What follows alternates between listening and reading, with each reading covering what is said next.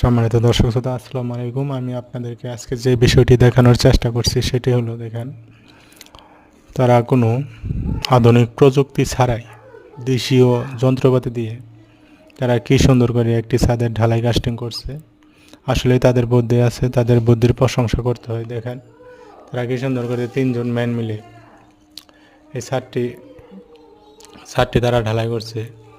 তো বন্ধুরা, ভিডিওটি কেমন হলো? যদি আপনাদের কাছে ভালো লেগে থাকে তাহলে ভিডিওতে একটি লাইক দিয়ে আমার চ্যানেলটি সাবস্ক্রাইব করে রাখবেন। ততক্ষণ পর্যন্ত সকলে ভালো থাকবেন, সুন্দরভাবে ঈদ উদযাপন করবেন। এই কথা বলে আজকের মতো এখানেই শেষ করলাম। ভালো থাকবেন সবাই।